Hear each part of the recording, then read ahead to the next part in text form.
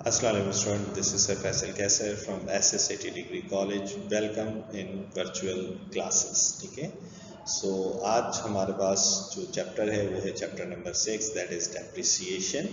ठीक है, टॉपिक्स हम इसमें कवर करेंगे. Calculate depreciation through straight line method and diminishing balance method के थ्रू हम लोग कैलकुलेट करेंगे कि डेप्रिसिएशन क्या होता है. ठीक है, हम सबसे पहले इसकी डेफिनेशन की डेफिनेशन हमारे पास क्या है. डेफिनेशन समझ लें कि डेप्रिसिएशन ऐसी चीज़ को कहते हैं जिसमें हम लोग किसी भी जो फिक्स एसेट है, फिक्स एसेट्स की जब वैल्यू रिड्यूस होती है, ठीक है, तो उसकी वैल्यू जिसे कहते हैं कमी आ जाती है. अब उसमें आपके पास बिल्डिंग हो गए, आपके पास इक्विपमेंट हो गया, तो वो सब चीज़ों में क्या हो जाती है, उसकी वैल्यू रिड्यूस होती है जैसे जैसे टाइम पीरियड गुजरता है. ठीक है, अच्छा, ये ज़रूरी नहीं कि उसको यूज़ करें तो ही उसकी वैल्यू डिक्रीज़ हो. समटाइम ऐसा होता है कि ड्यू टू टेक्नोलॉजी जिसे कहते हैं वो वैल्यू डिक्रीज़ हो जाती है. ठीक है जी.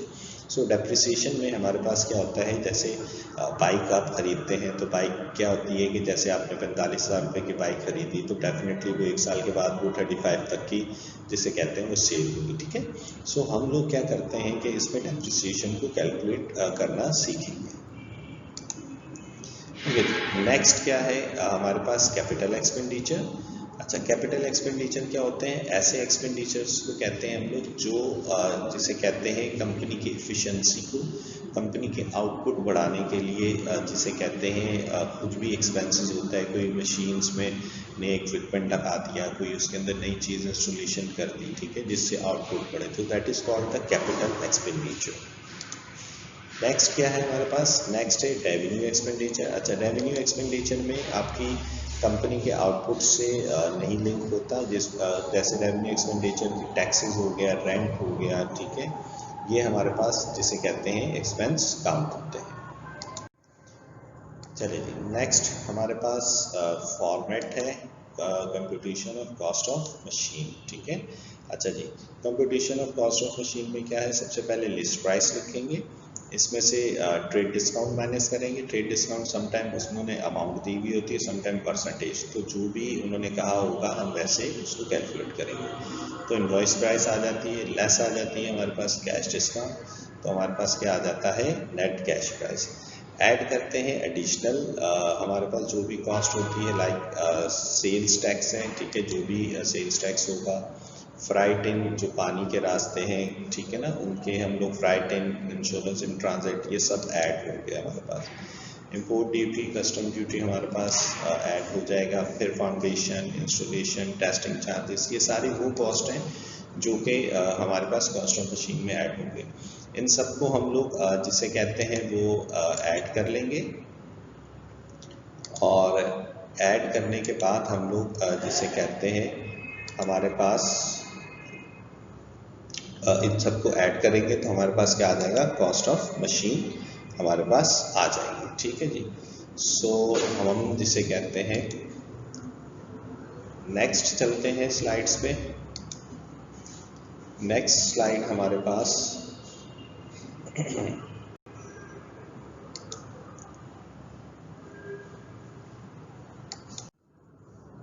चले जी, नेक्स्ट स्लाइड हमारे पास जो कि है क्वेश्चन नंबर 1 है हमारे पास. ठीक है जी.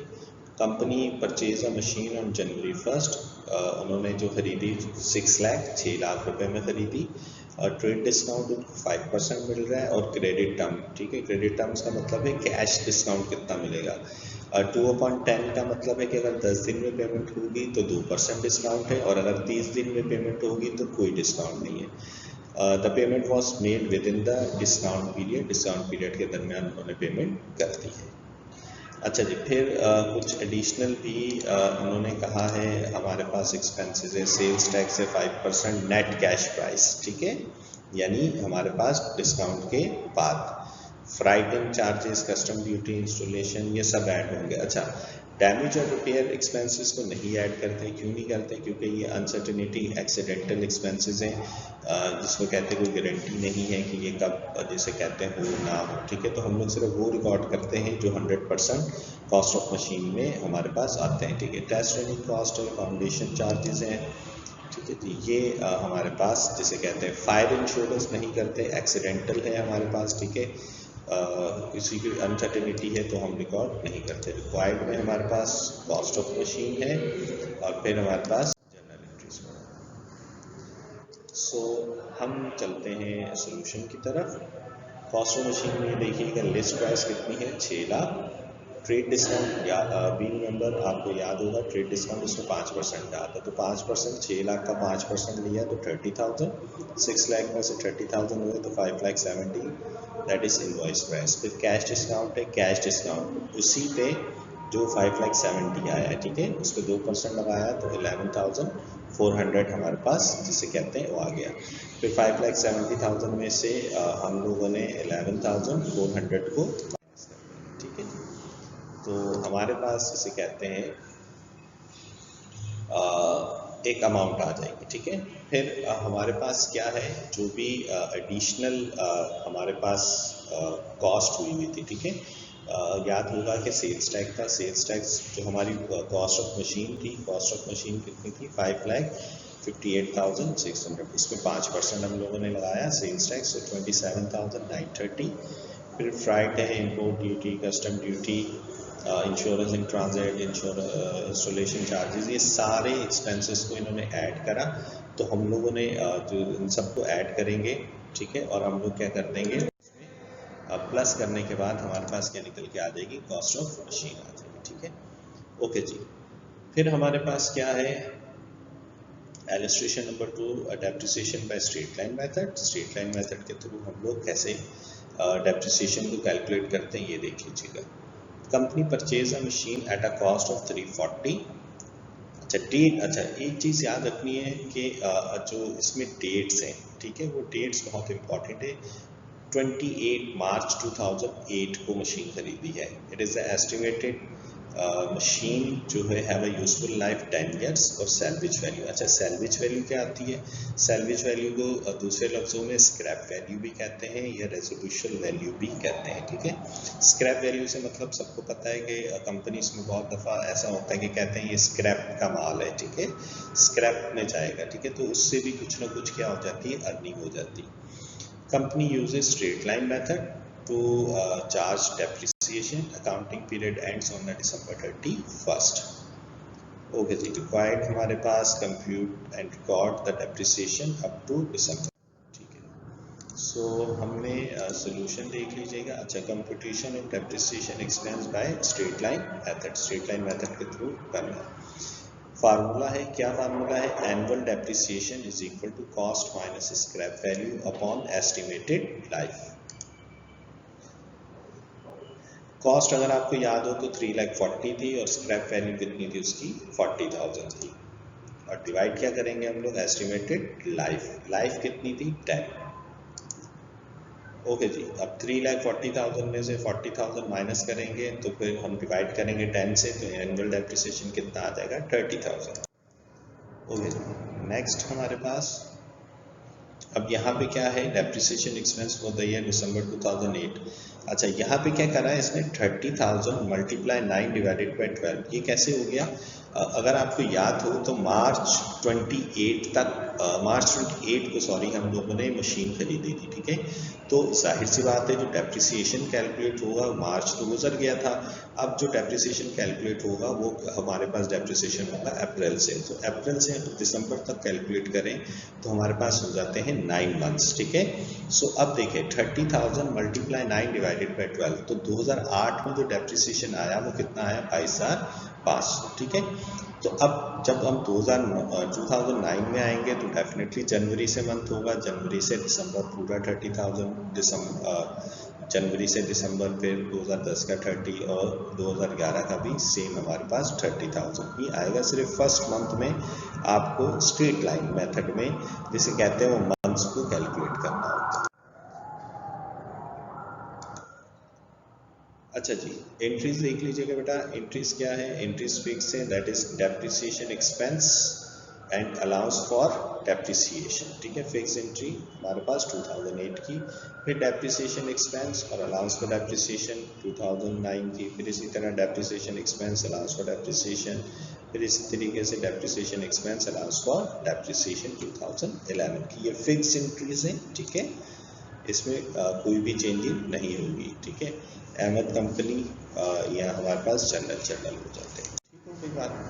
चलिए जी, नेक्स्ट हमारे पास नए स्लाइड्स हैं जो कि एलिस्ट्रेशन नंबर 3 है, depreciation by diminishing balance method. हमने सबसे पहले जो है वो स्ट्रेट लाइन मेथड सीखा, अब हम लोग जिसे कहते हैं वो डिमिनिशिंग बैलेंस मेथड सीखेंगे। चले जी, नेक्स्ट हमारे पास जो क्वेश्चन है, company purchase a machine at a cost of 8 lakh on April 1 8 lakh रुपए की खरीदी अप्रैल 1 2007 में। It is was estimated that the machine have a useful life of 10 years with the salvage value of 30,000। अच्छा, company uses diminishing balance method, यहाँ पे उन्होंने mention कर दिया कि डिमिनिशिंग बैलेंस मेथड के थ्रू, अच्छा, डिमिनिशिंग बैलेंस मेथड को डिक्लाइनिंग बैलेंस मेथड भी कहते हैं, टू चार्ज द डेप्रिसिएशन 50%। हो गए। अब इसका क्या तरीका है हम लोग वो देख लेते हैं, ठीक है जी। नेक्स्ट हमारे पास रिक्वायर्ड हमारे पास है कि compute depreciation up to 31 December हमारे पास, ठीक है।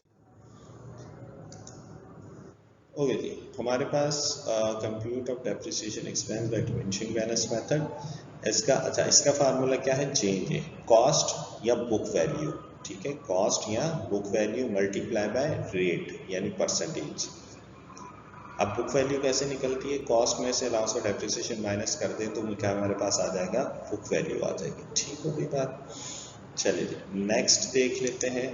अच्छा, ये अब देखिएगा, ये पूरा डिमिनिशिंग बैलेंस मेथड का एक चार्ट है। पहले हम बात करते हैं 2007 में। अच्छा, ये बुक वैल्यू नहीं है, पहले कॉलम में जो ये 8 लाख है ये बुक वैल्यू नहीं है, ये क्या है, कॉस्ट है, ठीक है जी। रेट कितना, 50%, तो 8 लाख का 50% लेंगे तो 4 लाख। और बी नोटेड, जो हमने मशीन खरीदी थी वो कब खरीदी थी, अप्रैल 1 में, तो अप्रैल 1 में वही 9 मंथ्स, तो 4 लाख का 9 मंथ्स जब हम लोगों ने निकाला तो 3 लाख। अच्छा, ये क्या, ये कॉलम किसका है, डेप्रिसिएशन एक्सपेंस का, ये रेट का। सो depreciation expense 3 lakh, allowance for depreciation भी 3 लाख, बुक वैल्यू। अब बुक वैल्यू किसे कहते हैं हम लोग, बुक वैल्यू का देखिएगा ये फार्मूला लिखा हुआ है। बुक वैल्यू कैसे आएगी कि कॉस्ट में से अलाउंस फॉर डेप्रिसिएशन। अब कॉस्ट कितनी थी, 8 लाख, हमारे पास अलाउंस फॉर डेप्रिसिएशन 3 लाख, तो हमारे पास बुक वैल्यू कितनी आ गई, 5 लाख, ठीक हो गई बात। नेक्स्ट जब हम 2008 में आएंगे तो हमारे पास जो बुक वैल्यू, अब देखिए पहले कॉलम में कॉस्ट और दूसरे कॉलम में बुक वैल्यू ही आप लिखेंगे, तो बुक वैल्यू कितनी आ गई हमारे पास, 5 लाख, ठीक है। 5 लाख आ गए, 50% निकाला तो 2,50,000। अब हम लोगों ने मंथ्स कैलकुलेट नहीं करने, ठीक है, सो 2,50,000। अच्छा, अब ये कैसे करेंगे हम लोग कि ये 3 लाख और 250, ठीक है, ऊपर वाला अलाउंस फॉर डेप्रिसिएशन और ये वाला हमारे पास डेप्रिसिएशन, टोटल 3 लाख और 2,50,000, टोटल कितना हो जाएगा, 5,50,000। अब दोबारा हम लोग जब कॉस्ट बुक वैल्यू निकालनी, ठीक है, कॉस्ट वही है, कॉस्ट सेम है 8 लाख। अब 8 लाख में से 5,50,000 माइनस करेंगे, ठीक है, 8 लाख में से वही कॉस्ट वही रहेगी 8 लाख, ठीक है, क्योंकि बुक वैल्यू निकालने का जो फार्मूला है वो फार्मूला क्या है कि कॉस्ट में से अलाउंस फॉर डेप्रिसिएशन माइनस करें। अब कॉस्ट कितनी, 8 लाख, अलाउंस फॉर डेप्रिसिएशन अब कितना, 5.5 लाख, तो माइनस करा तो कितना आ गया, 2.5 लाख आ गया, 250,000 हो गए। सो 250,000 हम लोगों ने यहाँ रखा, फिर दोबारा 50% 125,000, फिर दोबारा 550 और 125,000 को प्लस करा तो 6,75,000 आ गया। दोबारा हम लोगों ने बुक वैल्यू निकालनी है, तो कॉस्ट वही 8 लाख में से 6,75,000 माइनस करें तो 1,25,000 आ गया। फिर दोबारा हमने 125,000 यहाँ रखा। अच्छा, जितने ईयर्स का बोलेगा तब तक हम लोग इसको इसी तरीके से कंटिन्यू करते रहेंगे, ठीक है। सो ये डिमिनिशिंग बैलेंस मेथड था। ओके जी, हमारे पास क्वेश्चन नंबर 4 है, जिसमें हम लोग कहते हैं company purchase a machine at a cost 350,000 की अप्रैल 1 में। मशीन की लाइफ जो है वो 5 साल है, salvage value 50। Company uses the sum of year digits method, ठीक है, टू चार्ज डेप्रिसिएशन, ठीक है जी। सो हमारे पास जिसे कहते हैं एक सम ऑफ ईयर डिजिट्स मेथड भी है, ठीक है। अच्छा जी, सम ऑफ ईयर डिजिट्स मेथड में क्या है हमारे पास कि annual depreciation cost minus salvage value that is called the depreciable cost multiply by yearly fraction. तो हमारे पास कॉस्ट कितनी थी 3,50,000, सैलवेज वैल्यू कितनी थी मेरे पास 50,000, तो माइनस करेंगे तो मेरे पास क्या आ जाएगी डेप्रिसिएबल कॉस्ट 3 लाख आ गया। ठीक है जी। सो हम जिसे कहते हैं, अच्छा फ्रैक्शन कैसे निकलेगी, n प्लस 1/2। n क्या है, n बेसिकली लाइफ है। ठीक है, ये n 5 आ गया, यहाँ पे भी n 5 आ गया, प्लस 1, 5 प्लस 1 कितना हो जाएगा 6 को हम 5 से मल्टीप्लाई करेंगे तो 30 को 2 से डिवाइड करेंगे तो कितना आ जाएगा 15। ओके जी। अब डेप्रिशिएबल का इसमें क्या है, सम ऑफ ईयर डिजिट्स में हमारे पास के 3 लाख, ईयरली फ्रैक्शन कितना आएगा, पहले में ये जो फ्रैक्शन है 15 ये लिखा, और कितने पहले कितना रखेंगे हम लोग 5, पहले साल का 5 आ गया। सो हमारे पास जिसे कहते हैं जो कैलकुलेशन हम लोग करेंगे डेप्रिशिएबल कॉस्ट को 3 लाख को मल्टीप्लाई करेंगे 5 से, और हम लोग डिवाइड किससे कर देंगे 15, यानी 3 लाख 5 से मल्टीप्लाई होगा तो कितना आ जाएगा 15 लाख, डिवाइडेड बाय 15 तो कितना आ जाएगा 1 लाख, ये डेप्रिसिएशन। अब पहले मंथ्स का क्या है, पहले मंथ्स का आएगा हमारे पास मल्टीप्लाई बाय 9। ठीक है, अप्रैल 1 से मशीन खरीदी थी, multiply 9 divided by 12 75,000, allowance for depreciation भी 75। बुक वैल्यू कैसे आएगी, वही हमारे पास बुक वैल्यू जिसे कहते हैं कि कॉस्ट में से अलाउंस फॉर डेप्रिसिएशन को क्या कर देंगे हम लोग माइनस करेंगे, ये डेप्रिशिएबल कॉस्ट है। ठीक है, कॉस्ट में से हम लोग क्या करेंगे डेप्रिशिएबल कॉस्ट माइनस करेंगे। फिर वही हम जब 2009 में आएंगे तो 3 लाख मल्टीप्लाई बाय 5, अच्छा, और फिर दोबारा 1 लाख। अच्छा, अब ये देखें इन्होंने दोबारा 3 से क्या करा है, इसमें क्या करा है, देखिए पहले हमने अप्रैल से दिसंबर तक और फिर जनवरी से मार्च तक, क्योंकि ये मेथड अलग है। इस मेथड में क्या है जिसे कहते हैं आपको पूरा ईयर कंप्लीट करना होता है, यानी अगर आपने पहले 8 महीने का निकाला है तो फिर 4 महीने का निकालोगे, अगर पहले आपने 7 महीनों का निकाला है तो फिर 5 महीने का निकालोगे। ठीक है, सो हमारे पास कितना आ गया 1 लाख और मल्टीप्लाई बाय 3। ठीक है, और डिवाइड बाई 12 25,000, तो अलाउंस फॉर डेप्रिसिएशन पहले का 75 था, फिर 25,000 ये वाला आ गया। ठीक है, अच्छा अब अलाउंस फॉर डेप्रिसिएशन हम लोग दोबारा यहाँ पे ऐड करते हैं, अभी देखिएगा 160 बनेगा।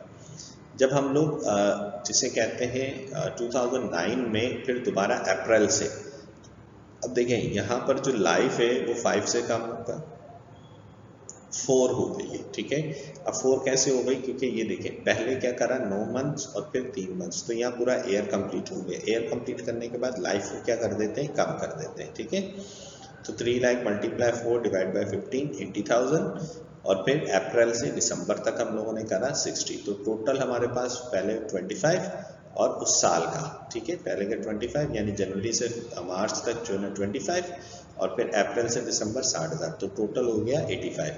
सो 75 और 85 होकर कितना हो गया 160। बुक वैल्यू कैसे निकालेंगे, वही कॉस्ट में से हम लोग अलाउंस फॉर डेप्रिसिएशन यानी ये वाला माइनस कर देंगे। ठीक है, सो हम जिसे कहते हैं 2010 में फिर दोबारा वही, अब देखें यह 2010 की क्या हुआ था कि जनवरी से जिसे कहते हैं हम लोग जनवरी तक जिसे कहते कर लिया था। फिर जब हम 2010 पे जाते हैं तो लाइफ वही रही, 4 ही रही। ठीक है, हम लोगों ने दिसंबर तक कर लिया था। अब करना है, अच्छा ये नहीं कहना कि दिसंबर तक ईयर कंप्लीट हो गया, नहीं, ईयर कंप्लीट कब होगा जब इसके मार्च में जाएगा। ठीक है, तो 4 ही से इसे 3 लाख को 4 से करा, डिवाइडेड बाई 15 करा 80,000, और फिर दोबारा जनवरी से हम लोगों ने मार्च तक कैलकुलेट करा 20,000।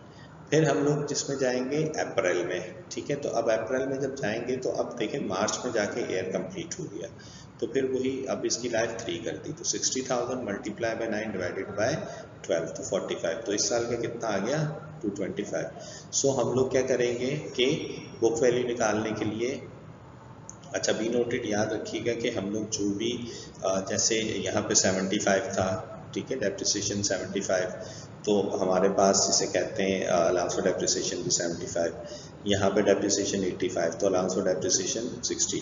पिछले क्वेश्चन में बताया था कि इन दोनों को क्या करना है, हमें ऐड करना है। सेम प्रोसीजर यहाँ पर भी होना था, 160 को हम लोगों ने ऐड करना है 65 से, तो कितना आ जाएगा 225 आ जाएगा। ठीक है, सो इसी तरीके से हमारे पास जिसे कहते हैं जनरल लेजर है, ठीक है। मशीन खरीदी थी तो डेफिनेटली मशीन का कैश डेबिट हो जाएगा, और कुछ हम लोगों ने जिसे कहते हैं चीज़ कुछ नहीं खरीदी थी, तो दोनों तरफ 350, यहाँ पर भी 350 आ जाएगा, ठीक है। सो बैलेंस 350 आ गया, एंडिंग बैलेंस भी 350, क्योंकि और कुछ हम लोगों ने खरीदा नहीं था, ठीक है। डेप्रिसिएशन की अगर बनाए तो पहले की डेफिनेशन 2008 में जो डेप्रिसिएशन एक्सपेंस हुआ तो वो डेफिनेटली कितना था, अलाउंस फॉर डेप्रिसिएशन 75। 2009 में कितना था हमारे पास, जिसे कहते हैं 85,000। तो करेंगे क्या कि हम लोग एक सिंगल जिसे कहते हैं उनको सबको रिकॉर्ड कर देंगे, ठीक है जी। सो अलाउंस फॉर डेप्रिसिएशन का भी सिंपल यही डेप्रिसिएशन, अब अलाउंस फॉर डेप्रिसिएशन के अगेंस्ट में क्या होता है हमेशा, डेप्रिसिएशन एक्सपेंस। सो 75,000। फिर हम लोग जब बात करते हैं 2009 की, तो यहाँ पर ऐड करेंगे ये पहले वाला 75,000 और 2009 का हमारे पास 85, टोटल कितना हो गया 160 जैसे लास्ट था। और इसमें भी क्या करा, जब हम 2010 में आए तो डेप्रिसिएशन कितना आया 65, फिर 65 आने के बाद दोबारा उसमें हम लोगों ने ऐड करा तो कितना आ गया 225,000। सो